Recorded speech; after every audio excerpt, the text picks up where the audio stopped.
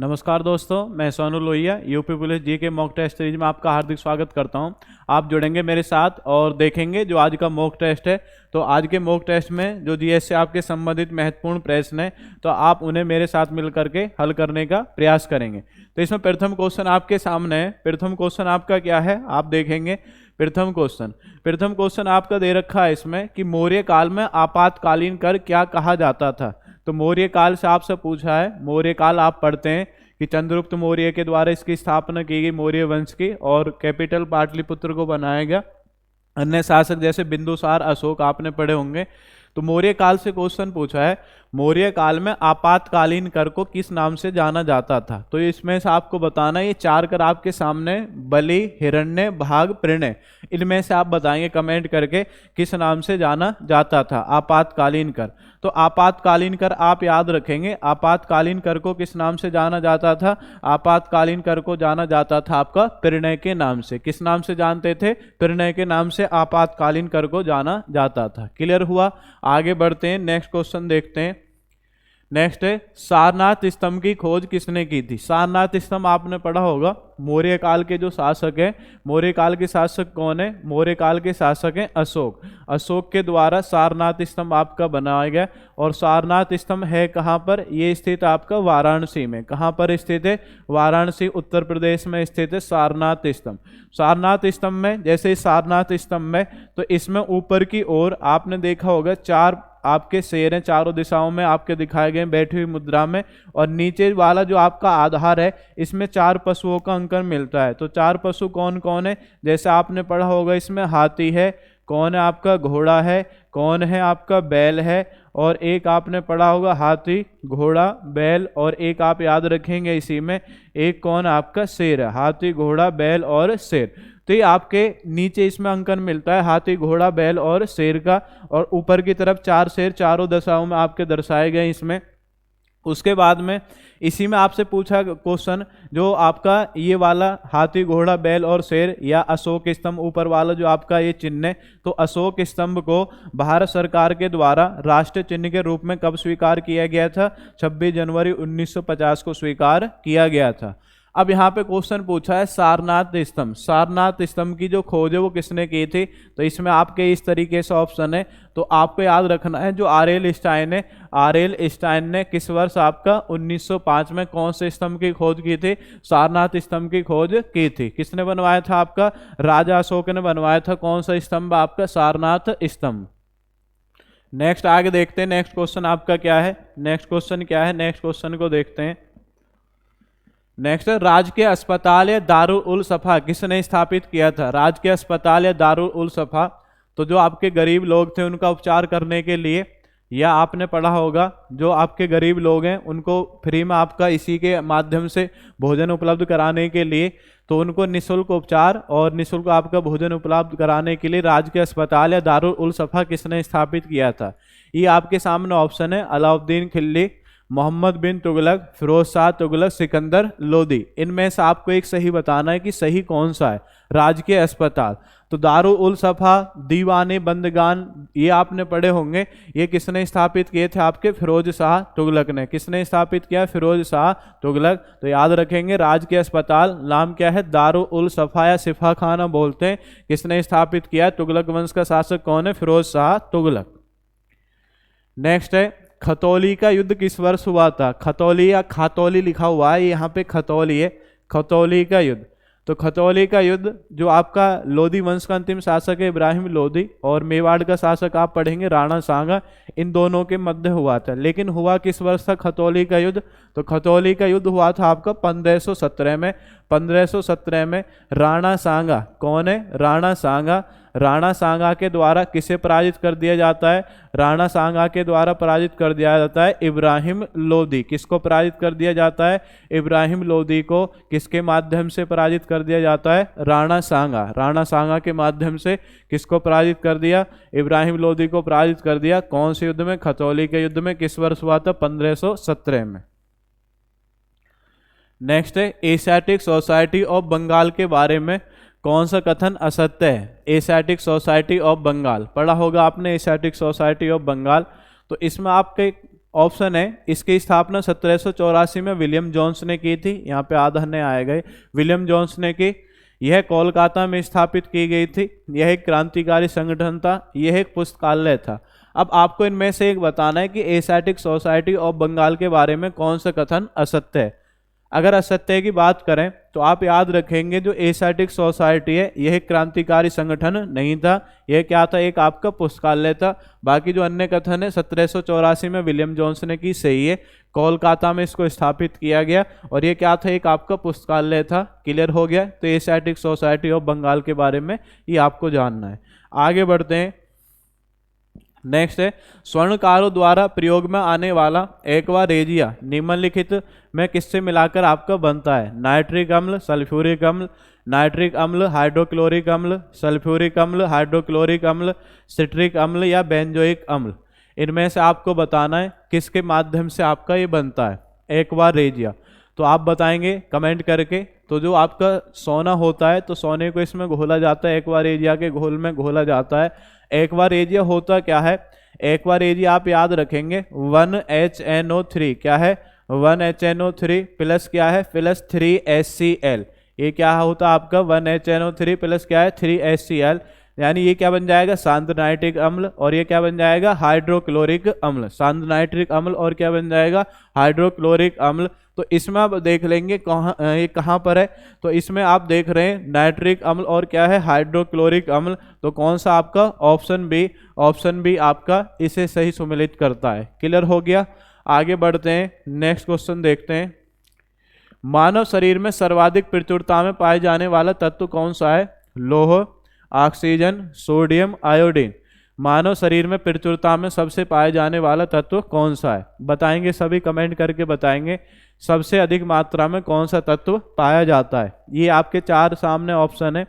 तो मानव शरीर में सबसे ज़्यादा जल की मात्रा होती है और जल क्या होता है H2O। तो उसमें क्या रहता है सबसे ज़्यादा, उसमें रहता है ऑक्सीजन। तो इसलिए आंसर क्या हो जाएगा, आंसर हो जाएगा ऑक्सीजन। सबसे ज़्यादा मात्रा में पाए जाने वाला आपका तत्व कौन सा है, ऑक्सीजन। नेक्स्ट है निम्नलिखित में से कौन सी धातु सामान्य ताप पर द्रव अवस्था में होती है। सामान्य ताप पर द्रव अवस्था में होती है, यह आपने पढ़ा भी होगा कि द्रव धातु किसे कहा जाता है। द्रव धातु किसे कहा जाता है, आसान सा क्वेश्चन है। द्रव धातु किसे कहा जाता है, द्रव धातु किसे बोलते हैं। द्रव धातु बोला जाता है आपका पारा को। किसको बोलते हैं द्रव धातु, पारा को। किसके नाम से जाना जाता है, द्रव धातु के नाम से पारा को जाना जाता है। नेक्स्ट है निम्नलिखित में से कौन सूखा बर्फ कहलाता है। तो सूखा बर्फ किसे बोलते हैं, ये ऑप्शन है आपके सामने। निर्जलीय बर्फ, ठोस हाइड्रोजन परऑक्साइड, ठोस जल, ठोस कार्बन डाइऑक्साइड। इनमें से आपको बताना है कि सूखा बर्फ किसे कहा जाता है। सूखा बर्फ किसे कहा जाता है, बताएंगे कमेंट करके सूखा बर्फ। तो सूखा बर्फ आप पढ़ते हैं, सूखा बर्फ किसे बोलेंगे, जो ठोस कार्बन डाइऑक्साइड होता है या शुष्क कार्बन डाइऑक्साइड है, इसको क्या बोला जाता है आपका सूखा बर्फ कहा जाता है। क्लियर हो गया। सूखा बर्फ किसे बोला जाता है, ठोस कार्बन डाइऑक्साइड को। नेक्स्ट क्वेश्चन देखते हैं। नेक्स्ट क्वेश्चन आपका क्या है, नेक्स्ट क्वेश्चन को देखते हैं। नेक्स्ट क्वेश्चन है गोताखोरों के सांस लेने संबंधी क्रिया में उपयोग की जाने वाली गैस कौन सी है। तो आप बताएंगे, इसे कमेंट करके बताएं कि ऐसी कौन सी गैस है जो गोताखोर अपने साथ ले जाते हैं। तो इनमें से आपको बताना ऑक्सीजन या नाइट्रोजन है, ऑक्सीजन या हीलियम है, ऑक्सीजन या आर्गन है, ऑक्सीजन या नियोन है। इनमें से आप बताएंगे कि कौन सी गैस होती है जिसे गोताखोर अपने साथ लेकर के जाते हैं। तो इसमें आपको याद रखना है इसमें कौन सी गैस होगी, इसमें होगी ऑक्सीजन तथा हीलियम। ऑक्सीजन तथा, तो ऑक्सीजन आपका सांस लेने के लिए और हीलियम आपकी हल्की गैस होती है। तो इन दोनों का मिश्रण होता है, ऑक्सीजन और हीलियम गैसों का मिश्रण होता है। नेक्स्ट है जीर्ण या वृद्ध होने की प्रक्रिया के अध्ययन को हम क्या कहते हैं। तो आपने पढ़ा होगा जो वृद्ध अवस्था है, वृद्ध अवस्था का जो अध्ययन है वो कौन सी शाखा के अंतर्गत किया जाता है। ये ऑप्शन आपके सामने है, जेरंटोलॉजी, एंथ्रोपोलॉजी, एथनोलॉजी और थेनेटोलॉजी। इनमें से आपको बताना है वृद्ध अवस्था का अध्ययन कौन सी शाखा के अंतर्गत किया जाता है। बताएंगे सभी कमेंट करके बताएं वृद्ध अवस्था का अध्ययन कौन सी शाखा के अंतर्गत किया जाता है। आसान सा क्वेश्चन है, वृद्ध अवस्था का अध्ययन कौन सी शाखा में करते हैं, जीरंटोलॉजी शाखा में कौन सी अवस्था का अध्ययन किया जाता है, वृद्ध अवस्था का अध्ययन। नेक्स्ट क्वेश्चन है स्कैंडिनेवियाई प्रायद्वीप में कौन सा देश शामिल नहीं है? स्कैंडिनेवियाई, जब आप यूरोप कॉन्टिनेंट पढ़ते हैं तो वहाँ पे आपने पढ़ा होगा स्कैंडिनेवियाई देश, बाल्टिक सागर देश, तो आप पढ़ते हैं तो उन्हीं में से एक समूह है स्कैंडिनेवियाई प्रायद्वीप में कौन सा देश शामिल नहीं है। तो जब आप यूरोप महाद्वीप पढ़ेंगे तो यूरोप महाद्वीप में ऐसे ऊपर की तरफ आपको 3 देश मिलेंगे, ये इस तरीके से आपके फैले हुए हैं। तो इन 3 देशों का नाम क्या है? तो आप पढ़ते हैं वहाँ पे 3 देश हैं, इनका नाम क्या है? एक तो है आपका नार्वे, एक कौन सा है? एक स्वीडन है, और एक कौन है? एक आपका फिनलैंड है। नार्वे, स्वीडन और कौन है आपका? फिनलैंड। तो इन्हें क्या कहा जाता है? इन्हें कहा जाता है स्कैंडिनेवियाई देश, नार्वे, स्वीडन और कौन? आपका फिनलैंड। तो इनको याद रखेंगे। इसमें कौन शामिल नहीं है? इसमें शामिल नहीं है इंग्लैंड। आपने पढ़ा भी होगा नोबेल पुरस्कार आपके कहाँ पे दिए जाते हैं? स्वीडन की राजधानी क्या है? स्वीडन की राजधानी है स्टॉकहोम। और जबकि शांति का नोबेल पुरस्कार नार्वे की राजधानी क्या है? ओस्लो में प्रदान किया जाता है शांति का नोबेल पुरस्कार। इनको आप ये भी याद रखें, नार्वे की कैपिटल क्या है? ओस्लो, यहाँ पे लिख लिया। स्वीडन की स्टॉकहोम। और फिनलैंड की क्या है? फिनलैंड के हेलिसिंकी। फिनलैंड की कैपिटल क्या है? फिनलैंड की कैपिटल है हेलिसिंकी। क्लियर हो गया? तो नार्वे, स्वीडन और फिनलैंड ये आपके स्कैंडिनेवियाई प्रायद्वीप के अंतर्गत आते हैं। जबकि आपसे पूछा जाएगा बाल्टिक सागर देश किन्हें कहा जाता है? जो बाल्टिक सागर के किनारे हैं तो इनको कहा जाता है बाल्टिक सागर देश। बाल्टिक सागर देश अगर आपसे पूछे तो इनमें आप याद रखेंगे कौन कौन है? एक तो एस्टोनिया है, एक कौन है? एक आपका लाटविया है, एक कौन है? एक आपका लिथुआनिया है। एस्टोनिया, लाटविया और कौन? आपका लिथुआनिया। तो ये क्या है? ये है आपके बाल्टिक सागर देश। क्लियर हो गया? बाल्टिक सागर देश, एस्टोनिया, लाटविया और लिथुआनिया। नेक्स्ट है युति व्युति किससे संबंधित है? युति व्युति आपको बताना है इसमें से युति व्युति किससे संबंधित है? चक्रवात, उसके बाद है आपका ज्वार भाटा, ज्वालामुखी, या ये सभी? युति व्युति आप शब्दावली जो है तो ये आपकी बनती कब है? तो आप देख लेंगे ये आपकी कब बनती है युति व्युति स्थिति। युति व्युति स्थिति, तो युति व्युति क्या है? इसमें जैसे सूर्य आप पढ़ते हैं, सूर्य है, और क्या है आपका? पृथ्वी है, और क्या है आपका? चंद्रमा है। सूर्य, पृथ्वी और क्या है? चंद्रमा। तो ऐसे लिख लेंगे, सूर्य एक हो गया आपका सूर्य, एक कौन हो गया? एक हो गया आपका चंद्रमा, और एक कौन हो गया आपका? पृथ्वी। सूर्य, चंद्रमा और पृथ्वी। जब एक ये सीधी रेखा में आ जाते हैं, तो एक सीधी रेखा में आने के दौरान क्या है? जैसे एक आप क्रिया पढ़ते हैं, जैसे एग्जाम्पल 4 भारत है और इधर आपका ये जल वाला क्षेत्र है, इसे क्या बोलते हैं? इसे बोलते हैं अरब सागर। तो जब ये एक सीधी रेखा में आते हैं तो एक सीधी रेखा में आने के कारण गुरुत्वाकर्षण जो बल है ये आपका एक साथ लगा देते हैं। तो एक साथ लगने से क्या है? आपके उच्च ज्वार बनते हैं। क्या बनते हैं? उच्च ज्वार बनते हैं। और उच्च ज्वार जब आपके बनते हैं तो एक साथ जब बल लगाते हैं उसी स्थिति को हम क्या बोलते हैं? उसी स्थिति को बोलते हैं युति और व्युति। जब एक सीधी रेखा में आने के दौरान तो गुरुत्वाकर्षण बल लगेगा और समुद्र का जो जल है वो ज्यादा ऊंचाई तक आपका उठ जाएगा, उसे बोलेंगे उच्च ज्वार। और जब समुद्र का जल नीचे गिरता है इसे क्या बोलते हैं? भाटा। तो आपने पढ़ा होगा ज्वार और भाटा ये दोनों मिलकर के बनते हैं। समुद्र का जल ऊपर उठना ज्वार और नीचे गिरना क्या कहलाता? आपका भाटा। तो ये क्या हो जाएगा? ये हो जाएगा आपका ज्वार भाटा। तो युति व्युति किससे संबंधित है? आपका ज्वार भाटा से संबंधित है। नेक्स्ट है विष्णु प्रयाग किन 2 नदी के संगम पर है? ये आपको यहाँ पे नदी है तो आपको बताना है इनमें से ऐसी कौन सी 2 नदी हैं जिनके संगम पर विष्णु प्रयाग स्थल है? अलकनंदा मंदाकिनी, अलकनंदा धौलीगंगा, अलकनंदा पिंडार, अलकनंदा और भागीरथी। इनमें से आपको बताना है किसके संगम पर विष्णु प्रयाग स्थल है? बताएंगे सभी, कमेंट करके बताएं। तो आपको बताना, तो जैसे आप पढ़ते हैं अलकनंदा और मंदाकिनी, इन दोनों के संगम पर कौन सा स्थान है? इन दोनों के संगम पर है रुद्रप्रयाग। ये सारे प्रयाग आपके कहाँ पर हैं? जो यहाँ पे आप देख रहे हैं उत्तराखंड में। नेक्स्ट है Alaknanda plus Dhauli Ganga, Alaknanda plus Dhauli Ganga plus Vishnu Ganga. इसमें आप याद रखेंगे इन दोनों के संगम पर कौन है, इन दोनों के संगम पर है आपका विष्णु प्रयाग। विष्णु प्रयाग भी कहाँ पर है, उत्तराखंड में स्थित है। अलकनंदा प्लस पिंडार इन दोनों के संगम पर कौन सा है, इन दोनों के संगम पर है कर्णप्रयाग, ये भी कहाँ पर है, उत्तराखंड में। अलकनंदा और भागीरथी इन दोनों के संगम पर क्या है, इन दोनों के संगम पर आपका देवप्रयाग, कौन सा आपका देवप्रयाग, ये भी कहाँ पर है, उत्तराखंड में स्थित है। क्लियर हो गया। तो अलकनंदा और मंदाकिनी क्या है, रुद्रप्रयाग। अलकनंदा और धौलीगंगा क्या है, विष्णुप्रयाग। अलकनंदा और पिंडार क्या है, कर्णप्रयाग। अलकनंदा और भागीरथी क्या है, देवप्रयाग। और अलकनंदा और भागीरथी की संयुक्त धारा से ही आपकी कौन सी नदी का जन्म होता है, गंगा नदी। क्योंकि आप पढ़ते हैं गंगा नदी जो आपका कहाँ से कहलाती है, मेन देवप्रयाग से आपकी कहलाती है गंगा नदी। तो विष्णु प्रयाग इसमें पूछा था, तो विष्णु प्रयाग आप देख लेंगे। अलकनंदा और धौलीगंगा इन दोनों का संगम क्या कहलाता है, विष्णु प्रयाग इन दोनों का संगम कहलाता है। आगे बढ़ते हैं, नेक्स्ट क्वेश्चन देखते हैं। भारत का न्यागरा किस जलप्रपात को कहते हैं। ये चार ऑप्शन आपके सामने, हुंडरू, दूधसागर, जोग या चित्रकूट। इनमें से आपको बताना है कि भारत का न्यागरा किस जलप्रपात को कहा जाता है। इनमें से बताएं कमेंट करके, भारत का न्यागरा किस जलप्रपात को कहते हैं। बताएं, सभी कमेंट करके बताएंगे भारत का न्यागरा किसे कहा जाता है। बताएं, सभी कमेंट करके बताएंगे जी भारत का न्यागरा किसे कहा जाता है, बताएंगे। तो भारत के न्यागरा की अगर बात करें तो भारत का न्यागरा कहा जाता है आपका चित्रकूट जलप्रपात को। भारत का सबसे चौड़ा जलप्रपात भी कौन सा है, चित्रकूट जलप्रपात। चित्रकूट जलप्रपात की अगर बात करें, ये कौन सी नदी पर है, ये इंद्रावती नदी पर है। और इंद्रावती नदी पर आपके कौन से राज्य में स्थित है, इंद्रावती नदी पर आपका छत्तीसगढ़ राज्य में स्थित है। नाम क्या है, चित्रकूट जलप्रपात। तो भारत का न्यागरा इसे कहा जाता है। अगर न्यागरा की बात करें, जो न्यागरा मेन जलप्रपात है जिसका नाम यहाँ पे दिया जा रहा है, तो ये कौन सी नदी पर आपका, ये सेंट लॉरेंस नदी पर है। जो कहाँ पर है, सेंट लॉरेंस नदी, तो याद रखेंगे कनाडा व यूएसए। सेंट लॉरेंस नदी पर कहाँ पर आपका, कनाडा व यूएसए। हुंडरू आपने पढ़ा होगा, हुंडरू जो जलप्रपात है ये कौन सी नदी पर है, ये स्वर्णरेखा नदी पर है। हुंडरू जलप्रपात कौन सी नदी पर है, स्वर्णरेखा नदी पर।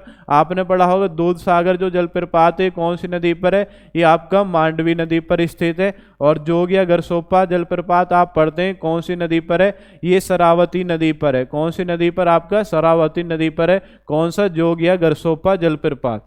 आपसे पूछा जाएगा भारत का सबसे ऊंचा जलप्रपात कौन सा है, तो भारत का सबसे ऊंचा जलप्रपात कौन सा है, कुंचिकल जलप्रपात। कौन सी नदी पर है, वरही नदी पर है, वरही नदी पर। और कौन से राज्य में स्थित है, कर्नाटक राज्य में स्थित है। और इसकी अगर आपसे हाइट पूछी जाए कितनी है, 455 मीटर। कितनी हाइट है इसकी, 455 मीटर इसकी हाइट है।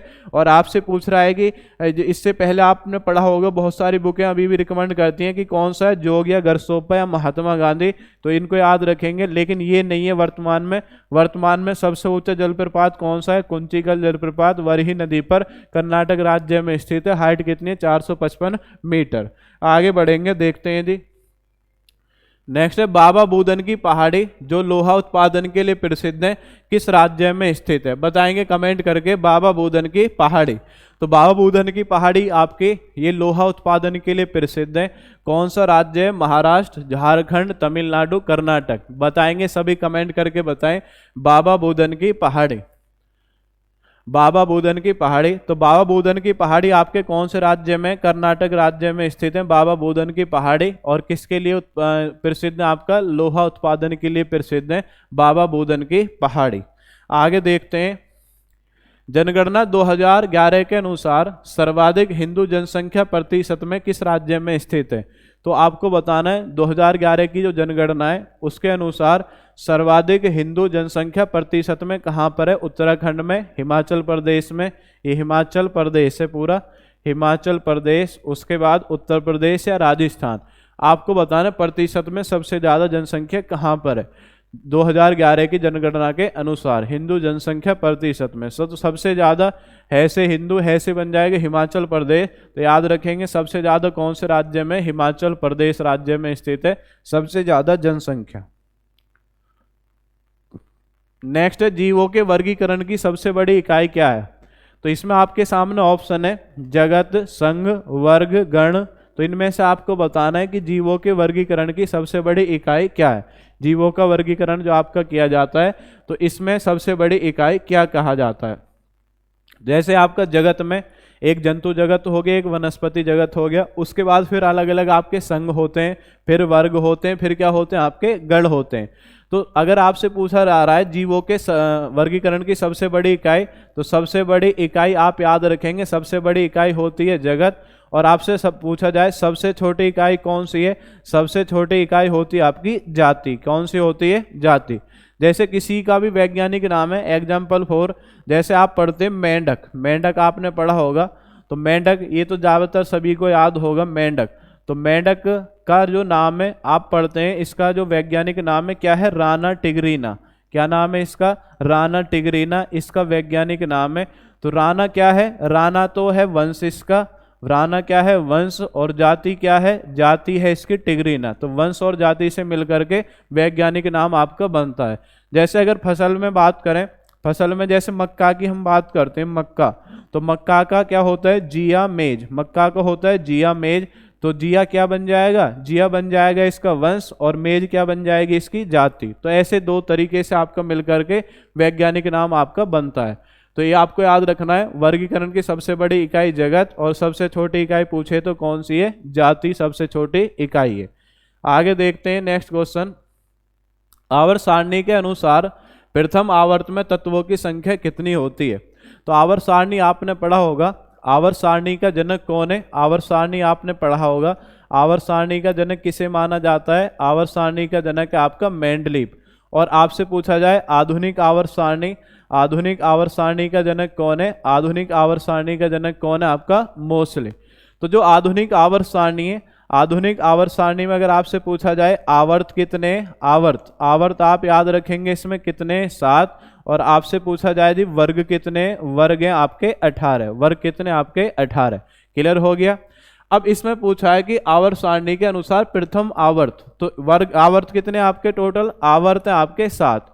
कितने आवर्त हैं, आवर्त हैं 7, 1 2 3 4 5 6 और 7, ये आपके आवर्त हैं। अब इनमें क्या है, इनमें तत्वों की संख्या बतानी है। क्या है, इनमें बतानी है तत्वों की संख्या। तत्वों की संख्या आप याद रखेंगे, आवर्त और तत्वों की संख्या। प्रथम आवर्त में कितने तत्व हैं, प्रथम आवर्त में 2, दूसरे में कितने 8 हैं, तीसरे में कितने 8 है, चौथे में कितने 18 हैं, पांचवें में कितने 18 हैं, छठे में कितने हैं 32 है, और सातवें में कितने, सातवें में है आपके शेष तत्व। कौन है आपके सातवें में, शेष तत्व। क्लियर हो गया, सातवें में क्या है, शेष तत्व। एक बार पुनः देख लेंगे, आवर्त में प्रथम आवर्त में कितने 2, दूसरे में कितने 8, तीसरे में 8, चौथे में 18, पांचवें में 18, छठे में 32 और सातवें में कितने आपके शेष तत्व। तो ये आधुनिक आवर्त सारणी है और उसमें तत्वों की संख्या 2, 8, 8, 18, 18, 32 और शेष तत्व ऐसे याद रख सकते हैं। तो ये आधुनिक आवर्त सारणी का यहाँ से पूछा है कि प्रथम आवर्त में अगर आपसे पूछा जाएगा प्रथम आवर्त में तत्वों की संख्या कितनी हो जाएगी, प्रथम आवर्त में तत्वों की संख्या हो जाएगी 2। क्लियर हो गया, प्रथम आवर्त में तत्वों की संख्या हो जाएगी 2। अगर आपको मॉक टेस्ट अच्छा लग रहा हो तो एक बार आप लाइक का बटन जरूर प्रेस करेंगे सभी। नेक्स्ट लास्ट क्वेश्चन है आज के मॉक टेस्ट का, नेपाल की सीमा उत्तर प्रदेश के किस जिले से नहीं लगती है, बताएंगे। ये क्वेश्चन पहले भी आपने मॉक टेस्ट में किया है, शायद दोबारा इसका रिपीटेशन हो गया है। महाराजगंज, सिद्धार्थनगर, बहराइच, बलिया, इनमें से आपको बताना है। तो नेपाल की सीमा मैंने आपने पढ़ा है आपको MSB, SB और क्या है LP। तो ये आपके जिले हैं जिनसे नेपाल की सीमा आपकी टच होती है। M से क्या बन जाएगा, M से बन जाएगा आपका महाराजगंज। क्या बन गया आपका महाराजगंज। S से क्या बन जाएगा, S से बन जाएगा आपका सिद्धार्थनगर। क्या बनेगा आपका सिद्धार्थनगर। B से क्या बन जाएगा, B से क्या बन जाएगा बलरामपुर। B से क्या बन जाएगा आपका बलरामपुर। S से क्या बन जाएगा, S से बन जाएगा श्रावस्ती। B से क्या बन जाएगा, B से क्या बनेगा आपका बहराइच। क्या बन जाएगा बहराइच। L से क्या बन जाएगा, L से बन जाएगा लखीमपुर खीरी। क्या बनेगा L से लखीमपुर खीरी। P से क्या बन जाएगा, P से बन जाएगा आपका पीलीभीत। क्या बन जाएगा पीलीभीत। तो ये आपके जिले हैं जो नेपाल के साथ सीमा बनाते हैं। तो इनमें कौन नहीं है, इनमें नहीं है आपका कौन सा बलिया। बलिया बिहार के साथ सीमा टच करता है, किसके साथ, बिहार के साथ आपका सीमा टच करता है। तो ये आज का आपका मॉक टेस्ट था। अगर मॉक टेस्ट आपको अच्छा लगा हो तो चैनल को लाइक करेंगे, सब्सक्राइब करेंगे और इसी के साथ मैं आपसे विदाई लेता हूँ। धन्यवाद। जय हिंद, जय भारत।